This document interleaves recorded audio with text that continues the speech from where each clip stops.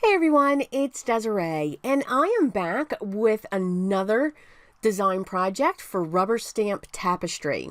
So we're going to focus on one of their sentiment stamps and also, of course, one of their peg stamps. Now, if you've seen my videos before, you know I am just a fan of these stamp sets. I think they're quick, I think they're great, and they're very versatile. So they have some sentiment stamp sets, and this one, of course, is called Hootin Sentiments, and I think some of them, they just crack me up. I'm using the peg stamp set called Hooray, which, again, cracks me up. I love puns. I think puns are great. So remember, with peg stamps, they have a line, there's a registry, so that you know how the image is going to stamp onto your project. Now, sometimes you don't need that. In this case, with the owl, it's good to know that. So that registry is going to be the base of the owl. So if you're looking to stamp straight or anything like that. So because I have that registry there, I'm able, now again, operator error, I twitch, so of course my owls aren't perfectly straight, but you can see through that registry and the photo, the stamped image on top of the peg, that'll help you to make it look the way that you want it to look. Now, when it comes to these spirals, which I absolutely love, they remind me, it's got a retro vibe to it. And that's why I really like this set, because of that retro vibe. It seems to be getting more and more popular. But you can see I've chosen 3 colors. I've got bamboo leaves, I've got teal zeal, and I've got a bright purple, I believe that's lilac. And I'm just going to town. I am just going to town. I'm stamping all over the place. You can see that I'm, just focusing around those owls. And there's a reason why I'm doing that. So espresso truffles coming in, which is what I also stamped the owls in for the branch. I'm pulling in one of my stitch square dies from my stash. I believe it's from My Favorite Things.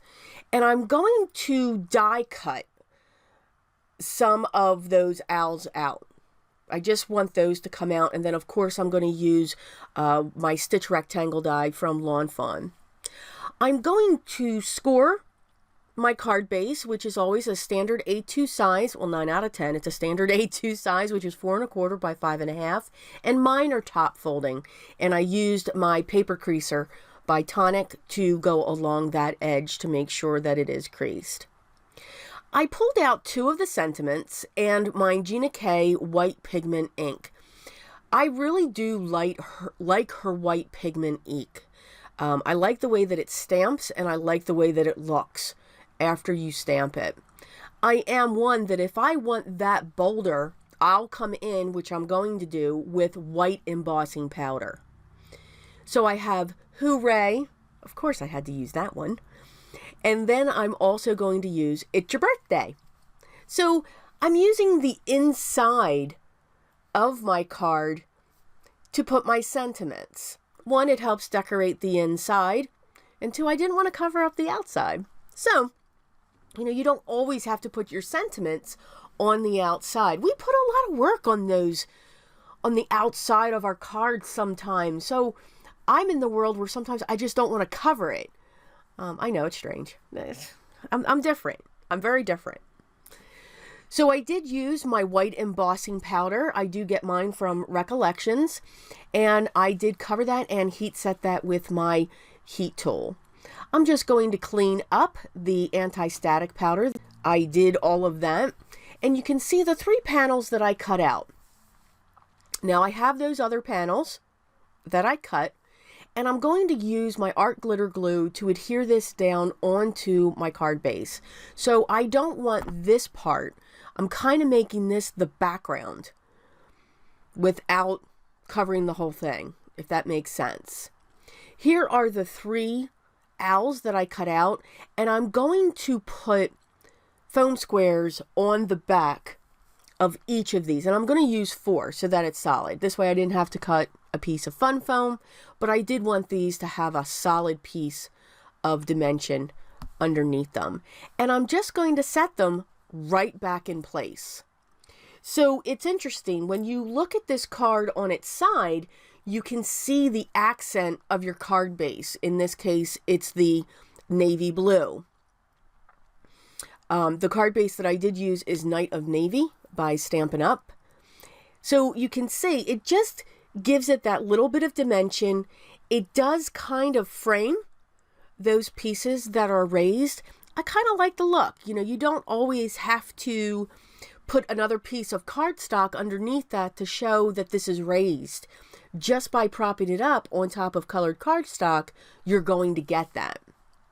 I pulled out my Spectrum Noir glitter pen, and I'm just going over the owls, just to give it a little bit of shimmer, a little bit of glimmer. You could add some Nuvo drops to this. You could add any type of embellishment sequins or anything else.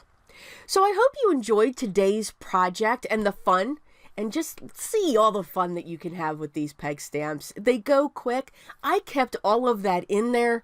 This card took me less than 15 minutes to make, so they make beautiful cards in no time at all. Because me, I always forget I need a card when I'm going somewhere. I hope everyone's having a great day. If you have any questions or comments, leave those down below. I'll get back to you as soon as I can. The products that I used will also be linked down in the video description in case you're curious and want to check some other items out. If you like this video, hit that thumbs up. If you haven't subscribed yet, make sure you hit that subscribe button. There's many videos that are going to be coming out with more techniques and maybe different ways to look at things. I hope, again, everyone's having a great day. Even though here it's a rainy weekend, we can still have fun. But remember what's always most important with me. Always be creative. Be creative.